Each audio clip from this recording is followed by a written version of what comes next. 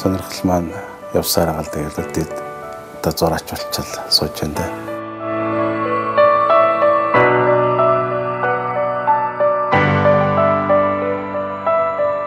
За Монгол зургийн хувьд бол би анх төрслөх урлагийн дунд сургуульд орохдоо Монгол зургийн мэргэжлээр сурсан юм байна.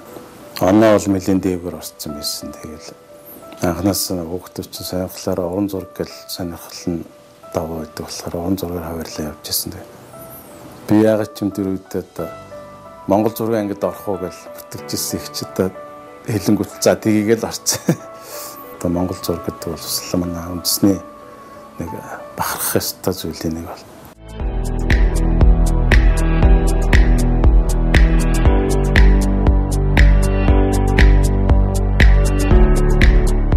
(1971) онд дүрслэх урлагийн сургуульд Монгол зургийн шинэ анги нээснээр уламжлалт зургийг түүхийн хувьд эргэн авч үзэх, цэгцлэх, тодорхойлох, өөрөөр хэлбэл онлайн түвшинд судлах практикт хэрэглэх, цаашид хөгжүүлж шинэ шатанд гаргах үйл ажиллагаа улам хурдассан юм.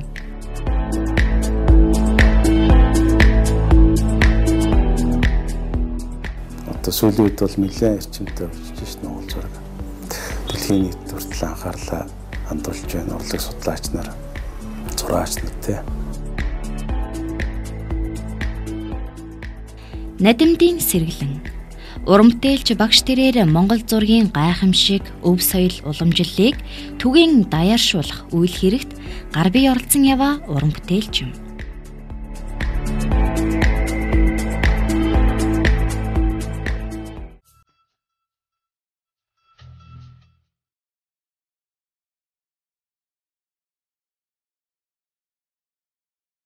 Миний хамгийн сүүлийн үед хийж байгаа нэг томоохон бүтээл бол Монгол зургийн аргаар дэлхийн нэг өдөр гэсэн том зураг зурж байгаа.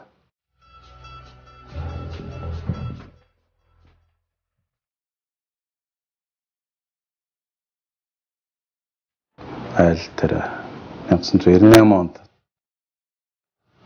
одоо анх сэтж бодож ирсэн.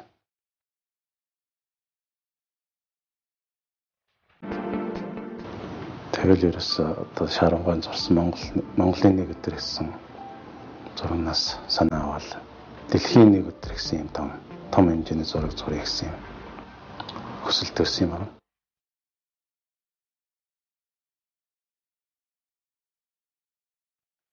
Тэгэл энэ зургийнхаа дагуу судалгааны материал хийж эхлээл эскизээ боловсруулж эхэлсэн дээ.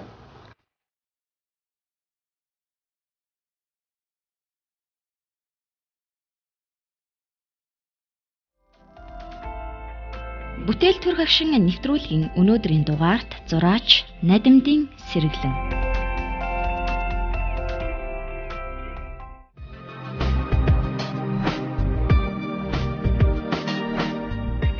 За ерөнхий зургийнхаа материалыг бол Бээжингээс гарч авчирсан. Одоо манад бол энэ зах зээл дээр юм өргөн хэмжээтэй урттын цагаан даавал болдох боломж том баг. Тийм учраас Бээжингийн том даавны зах дээрээс олж авсан. За тэгээ анх төлөвлөсөн ясаараа энэ даавнда зориулаад модон араам хийлгэсэн байсан. Тэр араам хийх дэлгээд дааваа татах гэсэн чинь тийм том талбайтай газараас олддог. Яг амралтын үеэр нэг сургууль дээр очиж араамаа бэлдэж авсан. Араамаа татаа дааваа зардж авсан.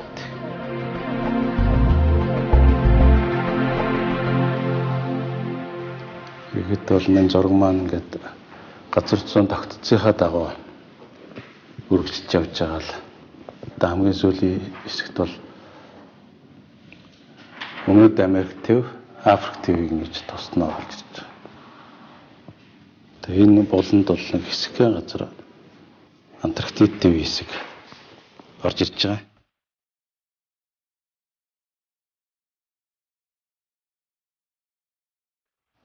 Сэдв хайлт сонголт хийх гэж бас нэлээд цаг зав зарцуулдаг.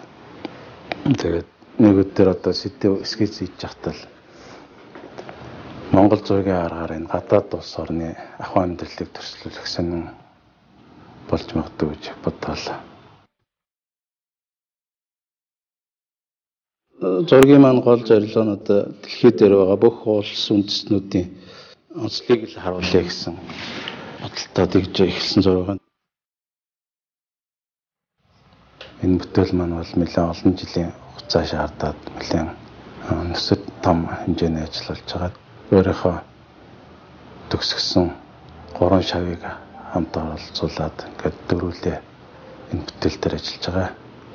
Одоо энэ жил бол дуусах чатанд орч явж байгаа. Уран бүтээлч хүн тэр дундаа зураач хүн гэдэг хорвоо ертөнцийн хамаг бүхнийг өнгө будгаар харж өөрийн мэдрэмжээрээ түүнийгээ буулгаж байдаг. Том зураг бол бас зурагдаад дууссан дараа бол өөрөө гэж их юм уу л гэж боддتي. Жишээ нь одоо Монгол зургийн аргыг дэлхийн нийт олон нийтэд таниулах. Дээр нь одоо энэ дэлхийн улс орнуудын өв соёл, ахуйн амьдрал, угсаатны зүүн талаас нь судалгаа хийж зурсан бүтээл болох дээр бас судалгааны том өв болж үлдэх. Тийм олон талын ач холбогдолтой гэж бодд юм аа.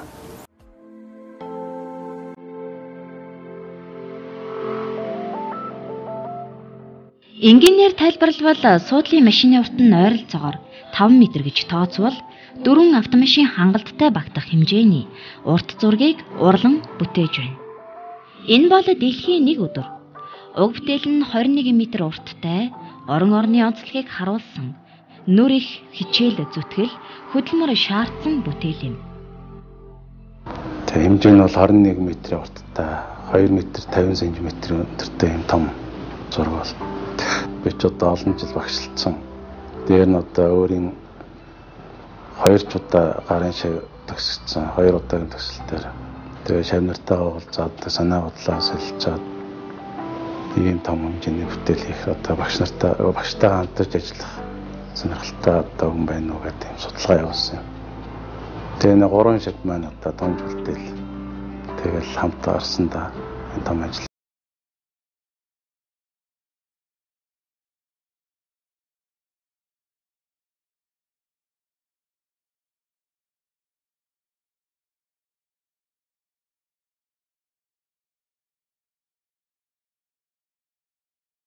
Жоохон төрөөгнөөс эхэлсэн Монгол зураг гэсэн юм огтхон. Одоо манай ардын зураач нэрт сургууль мөж одоо Чултанга анх бол Монгол зураг гэсэн юм огтхоныг л анх гаргаж ирсэн юм шүү дээ. Тэгэл ер нь Монгол зураг гэдэг бол юм байна гэж өөрийнхөө хэмжээнд одоо орлог судлаач нар тэр үеийн агуу уран бүтээлч нар таандаа ярилцаал Монгол зураг гэсэн тодорхойлтыг гаргах гэж оролдож эхэлж ирсэн үү. Тэгээ Монгол зураг гэдэг маань одоо үндэсний уламжлалт төрслөх урлагийн нэг хэлбэр.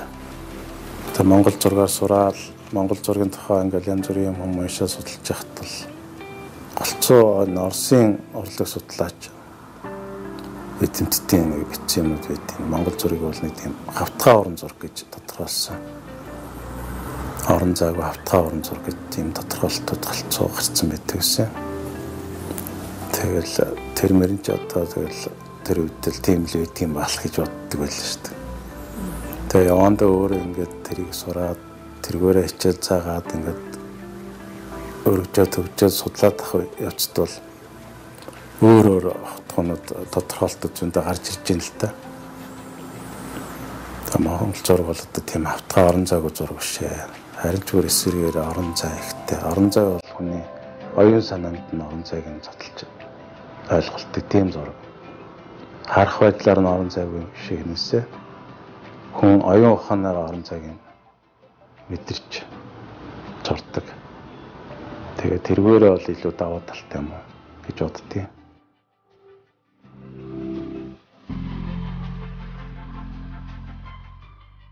Монгол зураг түүний утга учир нарийн чимэглэлүүр бүрийг таны тэр бүр анзаараад байдаггүй атлаа.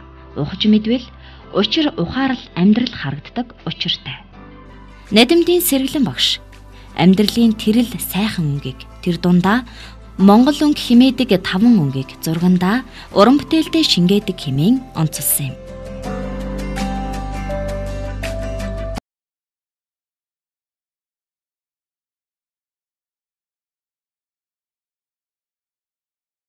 Анх нөгөө сурж захтал Монгол зургийн өнгө бол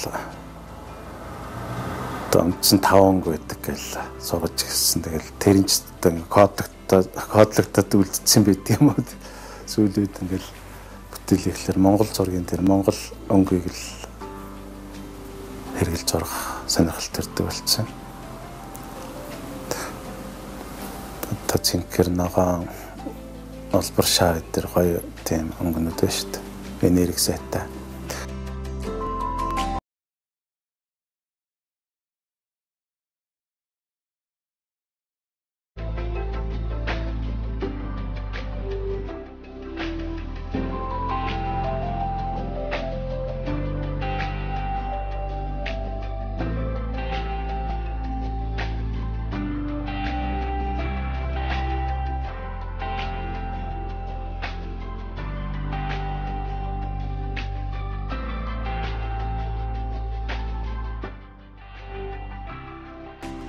Монгол зураг бол сүүлийн үед нэлээд сайн эрчимтэй хөгжиж байна. Дээр нь одоо энэ гадаад дотоодын сонирхолтой хүмүүсийн тоо их олчирч байгаа бол яарахгүй үнэн л дээ.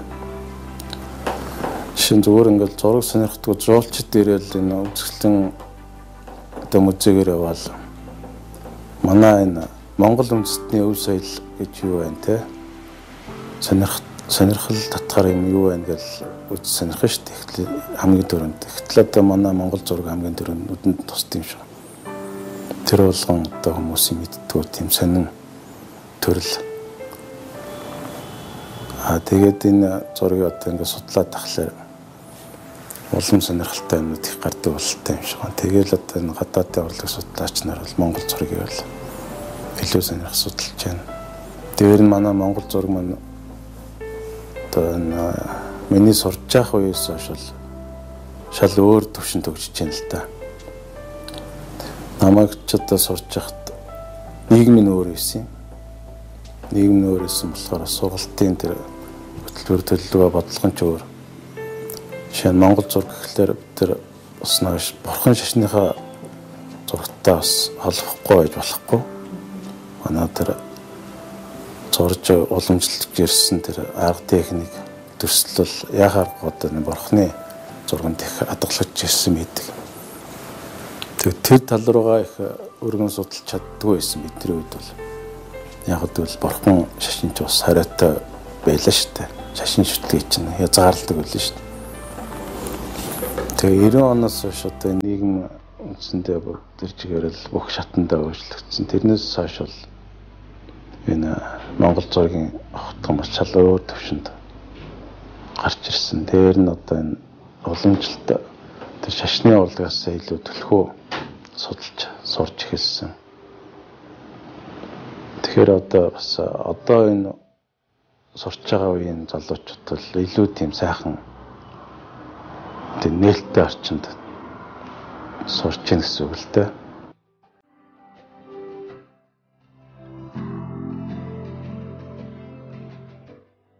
Зураасын урлаг бол төлхөө ордог. Тэр Монгол зургийн бас нэг онцлог шинж байна л да. Дүрслэлийн зураасаар илэрхийлэх. Тэр зураасын тэр уян нарийн хөдөлгөөн зураасуудыг маш чадварлаг хэрэгжилж зурдгаараа сонслог. За сүүлүүд бол яг Монгол зураг хөгжиж байгаа нэг зүй ёсны юм бол одоо энэ уламжлалыг шинжилэлтэй хослуулах ийм стил жанрууд их гарч ирж байна. Зураачтай хувьд бол. Жишээ нь орчин үеийн урлагийг Монгол зурагтай хослуул зурах. Тэргээр одоо орчин үеийн технологи ашиглаж зурах гэдэг байна. Жишээ нь Монгол зураг бол бидний хувьд бол уламжлалаа барил цагаан даван, цадмал цагаан даван дээр шорон будаг, гуаш, усан будаг гэж ашиглаад зурдаг байсан. Одоо бол нэлээд чөлөөт сонголт ихтэй болсон. Хэдийгээр тэр зураач Монгол зургийн тэр зурх уур ухааныг сурч эзэмсэн ч гэсэн орчин үеийнхээ одоо энэ технологийн дэвшлийг ашиглах орчин үеийн урлагтаа хослуулах тал дээр бол нэлээд чөлөөтэй сэтгэж зурж байгаа л да. Одоо жишээ нь хоостон дээр акриликаар хүртэл одоо ингээ Монгол зураг зурж болж байна. За тосон модгаар хүртэл Монгол зураг зурж болж байна. За миний хувьд бол одоохондоо яг Монгол зургийг бол уламжлалт технологийн хадгалж зурдаг. Бүтээлүүдээр тэрийг л эрхэмлэж ажиллаж байгаа. Сүүлийн үед бол Монгол зургийн талаар мэдээлэл нэлээд сайн байгаа учраас сонирхож байгаа залуу уран бүтээлчд их болсон. Одоо жишээ нь бол энэ манай сургуулийн сүүлийн 2 жилийн эсэлтийг харж үзэхэд бол мэрэгжил сонгож байгаа байдлыг харахад Монгол зураг бол маш олон хүүхдүүд сонгодог. Монгол зургийн ангид орё гэдэг. Тэгээд тэр сонгосон хүүхдүүд танд хэлэхэд бол сонголт чинь буруу биш ч үл гэж хэлээ те. Энэ чинь нэгд Монгол зураг бол өөрийнх нь анхны сонирхсан юм, хоёрт бол сураад ирэхээр илүү гоё юм мэдрэгдэнэ. Илүү сайн олон юм сурч авна.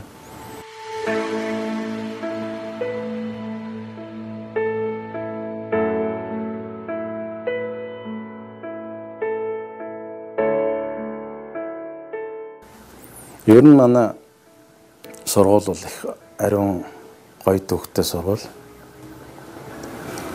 Намайг анх төслөхтэй сургуульд орж байхад бол манай ардын зураач амгалан багш захирал байсан.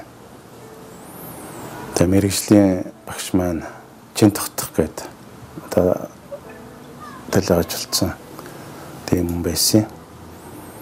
За уран зурагт бол тэгэл элбэгдэж пөрөвсөх домдог гэл одоо манай бусад урлагийн жишгээрийнхэд нь алтан үеийнхэн л байсан юм уу да.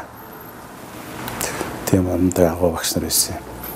Тэр мондөг хүмүүсээр хичээл заалгаж одоо энэ төслөх урлагийн боловсролыг эзэмсэндээ бас их барахж явдیں۔ Одоо эргээ сургуулийнхаа төвөгийг харж хахад тэр олон мондөг багш нараар хичээл заалгаж байгаа дараа нь өөрөө оюутан болоод төгсж ирчээд буцаа сургуультай тэр олон мондөг багш нартайгаа мөр зүйсэж багш болж исэн. Энэ бүгд ингээ эргээд урсгад бол их л гоё бахархалтай санагдтiin. Эрдмийн мөрөөгээд одоо Москвагийн уран зургийн академид 7 жил сурсан юм тэр чинь.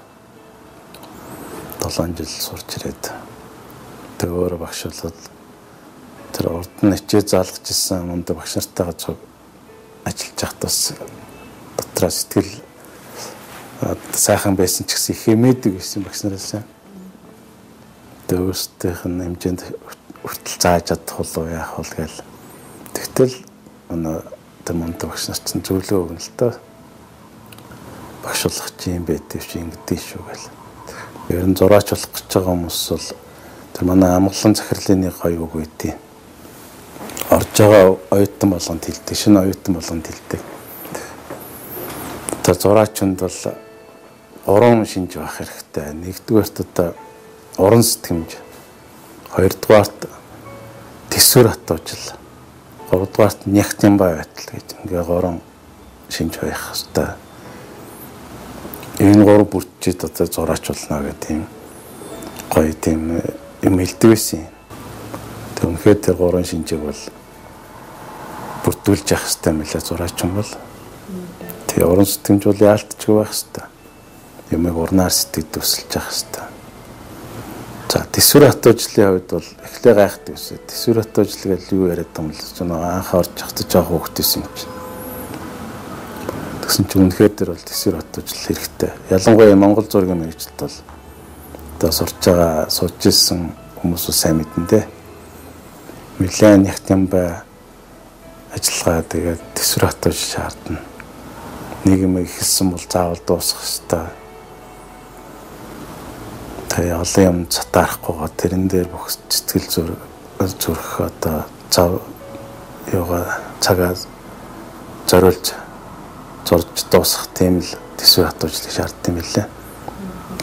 Дээрэн дээр нягтын байдал бол одоо өөрийнхөө тэр зурж байгаа уран бүтээлийг дээд зэргээр эрхэмлэж хайрлаж явах хэрэгтэй гэсэн утгатай үг юм л дээ.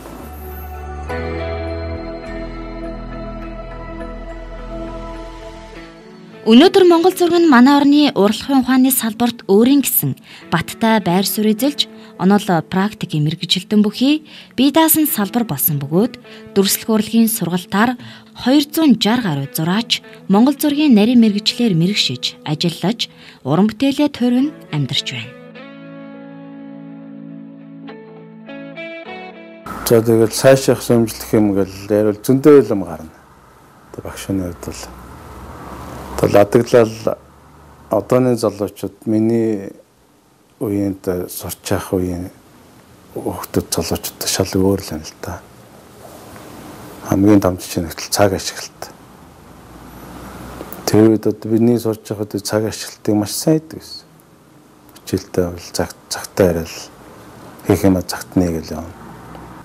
Суур сургалтыг л сайн сурахгүйгээр цаашаа юм хийж болохгүй шүү дээ. Тийм учраас тэнийг сайн өргөлж бодож явах хэрэгтэй л дээ.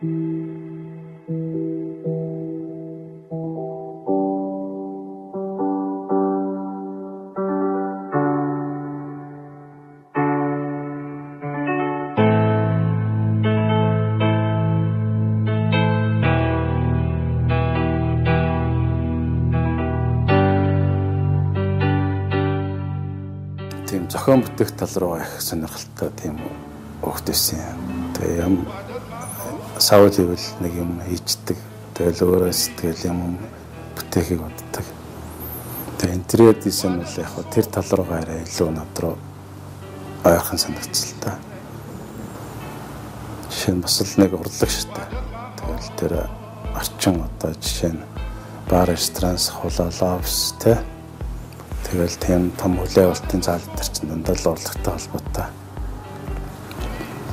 Тэгэл тэр тал руугаа л илүү ойрхон байсан болохоор бас над тэгч сонирхолтой арай илүү зураачин байсан болооч арай давуу талтай байсан багтаас. Бүтээл төр хагшин нэвтрүүлгийн өнөөдрийн дугаарт зураач Надимдын сэргэлэн.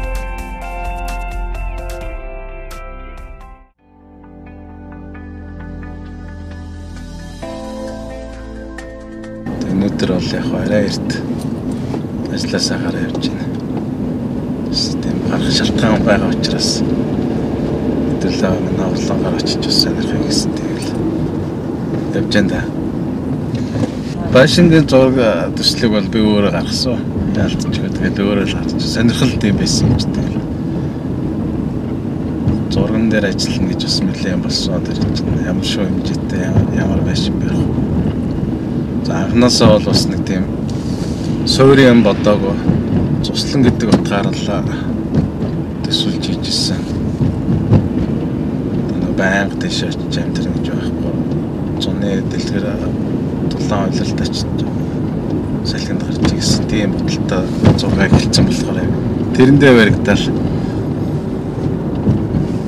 Тэгээ хажууд нь ялцчгүй урлан эрэхтэйгээр урлан нэмж төсөөлөл. Тэгэл зураг гаргасан та. Санаанд нь бол нийцсэн үү? Санаанд бол нийцсэн. Тийм өөрөө хийсэн болохоор тэг. Бурууч зөвч өөрөө хийсэн болохоор тэгээ. Тэгээ одооны хүмүүс айхтар болсон шиг үлээ. Цаг үе дагаад идэм юм суултын. Бидний жоохон байх үеийг бол арай л өөр тэр ухаан санаа нь бол арай өөр төвшнийг олчиход байгаа шүү дээ. Юм сэтгэж байгаа, ярьж байгаа тий. Тэгэл бүгдээрээ л цаас харандаа гэж байна. Би бас зураг зурна гэж зэрэгцээ сууч шүү дээ.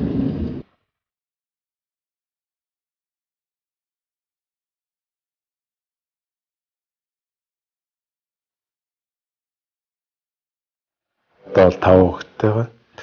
Хамгийн том маань бас миний зургийн мэргэжлийг өгүүлж аваад манай сургууль сурж байгаа. Тэгээд тэндээс англи очиж сургуулаад тусгасан маа дизайны чиглэлээр. За бас нэг хүн маань одоо энэ соёл урлагийн их сургуулийн уран зургийн анги сурж байгаа. Тэрний дараагийнх нь одоо энэ 12 дугаар ангид сурдаг хүүхэд байна. 3 жилийн өмнөөс эхлээл манга гэдэг зургийн л бүр хоббитой өвчнөд болол. Тэрэн салхаа байсан. Өдөр шөнөгүй манга зурдаг. Үддэг юм л манга, сонирхдаг юм л манга. гайлын мичл ингээл яалтчгүй зураг руу орчод байгаа юм шүү дээ хүүхдүүд. Тэгээ хамгийн сайн одоо хамгийн бага охин маань хүртэл зураг сонирхоод. Тэгээ өнгөрсөн хүүхдийн баяраар зургийн уралдаанд орсон чи байр эзлээд шагнал авцсан гэдэг. Тэр үед би яг нэг сургуулийн тамилтаар хөхөт нэг үзэсгэлэн гаргаж ирсэн. Гэсэн гэрээс мэдэрсэн чинь охин зургийн уралдаанд ороод байр эзэлчлээ гэх. Шагнал авсан гэл. Тэгэл бас тийм нөлөө байдаг юм шиг үлээ. Оюун дэмжлэггүй байх та. Одоо өнөхөр өөртөө сонирхож зурж байгаа юм чи одоо байлгүй цаг надаас биш. Өөртөөхөн сонирхол байна.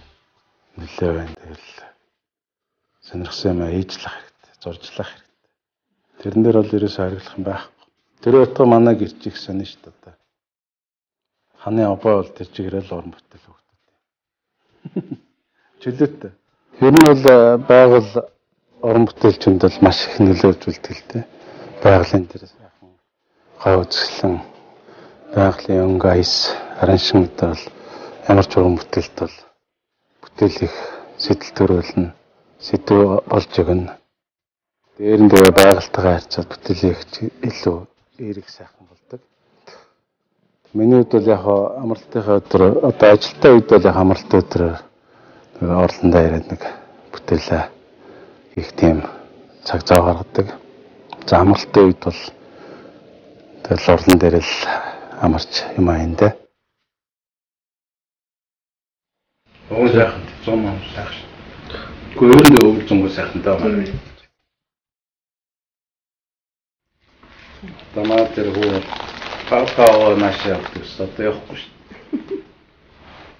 Слэвэ ажилтаа. Ямар ажил хийдэг? Зургаацаар. Канал үзэх.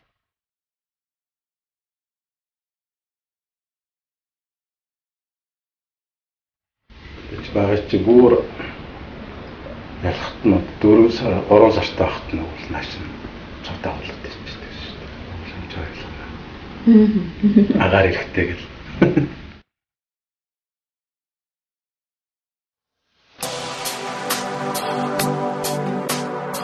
Тэгэл хот туслангийн агаар ялгаа байсан гэл. Өөрөө ирэхгүй л мэдэрдэг юм билээ. Настаа болоод ирэхэд чинь агаар тахаж.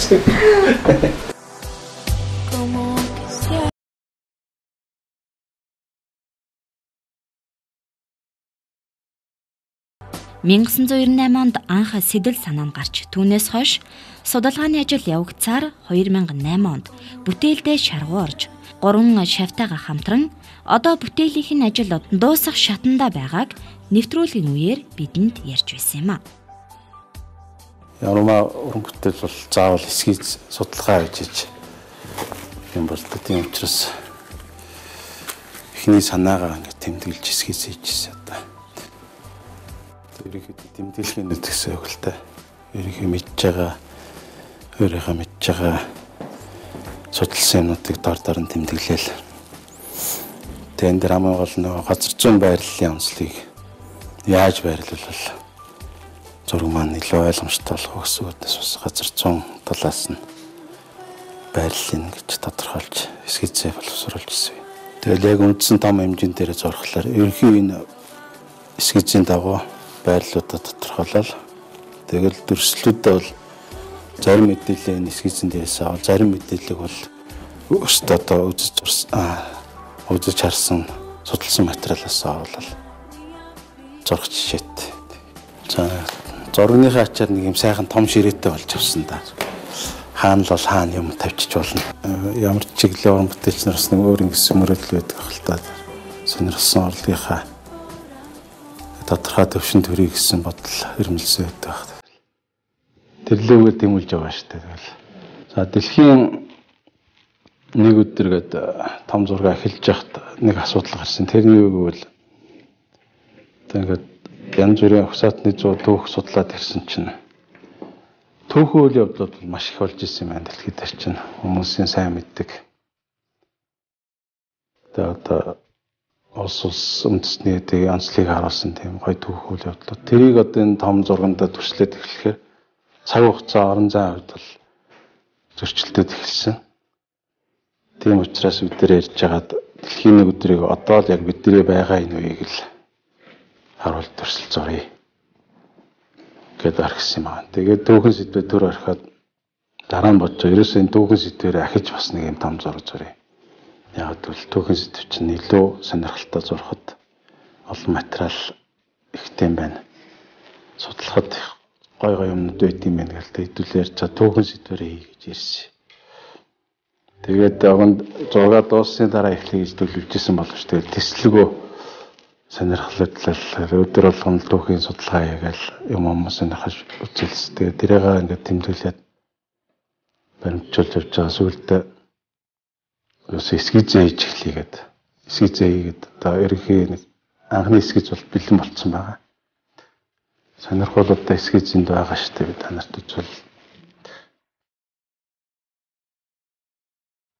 Уран бүтээлч, зураач хүмүүсийн бүтээлийн санаа, сэдэв, эрэл хайгуул дээр үндэслэн төрдөг учиртай. Тиймдээч Сэргэлэн багшийн дараагийн бүтээлэн ажил эхэлснийг бидэнд ярилцлагын үеэр хэлсэн юм. Уран бүтээл эрдэм шинжилгээ багшлах ажилд амьдралаа зориулж яваа. Түүний хувьд эх он ажил үйлсийн ургац 10 жил болох үзье.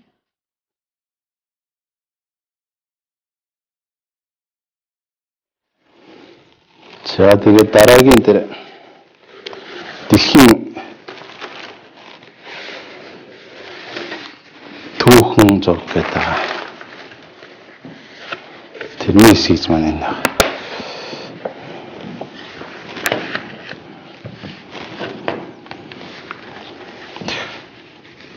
Энэ ерөнхийдөө ингээд бас бэлэн болцсон байгаа. Тэгээ хаваа анхны зургийн эсгийцүүд бол арай боловсруулалт гайгүй ээжс эсгийцэлтэй нэгж байгаа.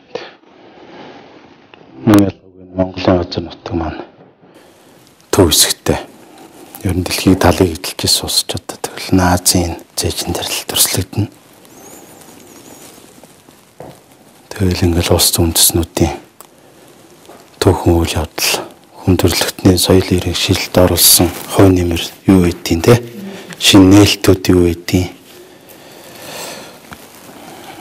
Тэгэл одоо цэрэгдэн байлдан дагуулт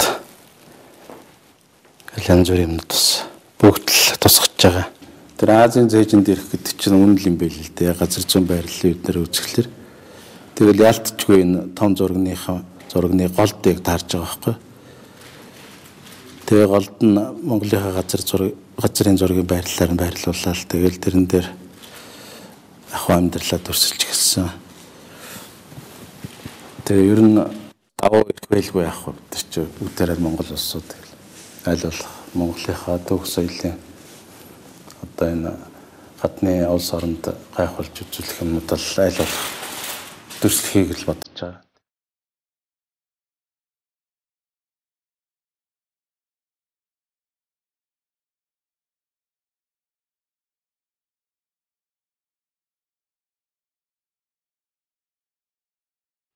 Шорон бүтээр зурхад бол бас хүндрэлтэй асуудал гарна. Яагаад гэвэл нэгдийн зургийн жин нэмэгдэх дээр нь гэмтэж бэртэх нь илүү хэврэг тал руугаа ихэд одоо жишээ нь нугалах юм уу те хойлоход бол тэр өтгөн зузаан бүдгнүүд хагарах, хохрох тийм асуудал их гардаг.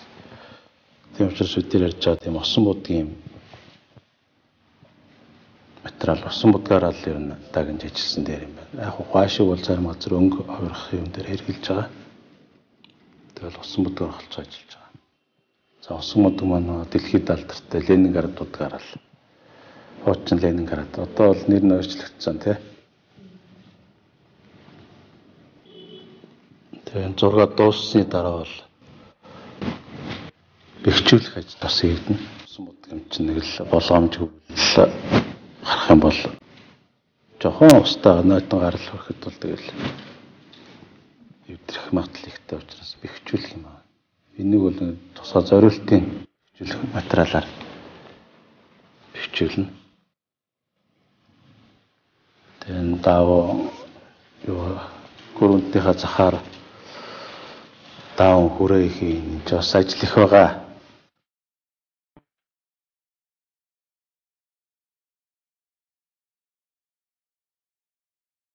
Миний хамгийн сүүлийн үед хийж байгаа нэг томоохон бүтээл бол Монгол зургийн аргаар дэлхийн нэг өдөр гэсэн том зураг зурж байгаа.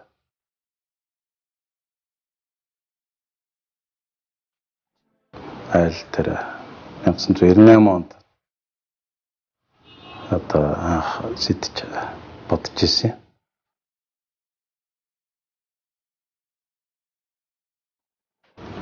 Тэгэл ерөөсөө одоо шарангаан зурсан Монголын нэг өдөр гэсэн зурагнаас санаа авал дэлхийн нэг өдөр гэсэн юм том хэмжээний зураг зуръя гэсэн юм хүсэл төрсөн юм байна.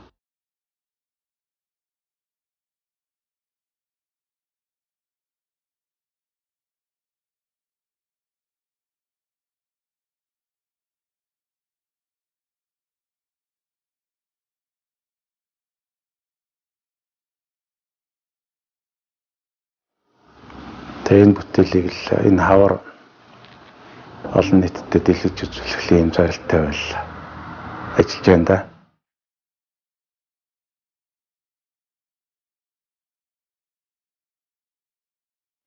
За телевиз үзэгчтэй хандаад хэлэхэд бол Монголын дүрслэх урлаг бол одоо эд хөгжиж цэцгэлэх үедээ явж байна. Тийм учраас их багхгүй хүн болгон одоо энэ дүрслэх урлагийнхаа хөгжил цэцгэлтэнд тав нэмэр болж одоо зураачдынхаа бүтээлийг уран бүтээлийг сайн үзэж танилцж байгаараа гэж хэлмээр байна. Тийм телевизийн хамт олонны энэ бүтээл төрөх агшин нэвтрүүлэг бол үзэгчдийн сонирхон хүлээдэг гой нэвтрүүлэг.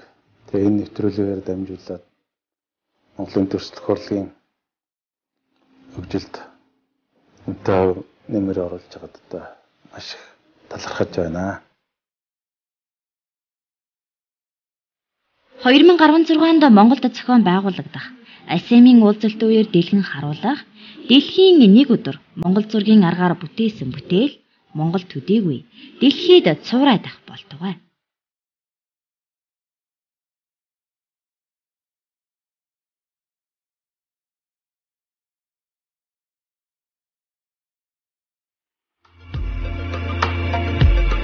Бүтээл төрх агшин нэвтрүүлгийн 12 дугаар сарын 24-ний дугаарт урлаг судлалын шинжилгээ ухааны доктор профессор Монгол Улсын боловсролын их сургуулийн дүрслэх урлагийн тэнхимийн эрхлэгч Монголын урчууд эвлэлийн шагналт зураач Цэрэн Чимдийн Эрдэнэ цаг болцсноо.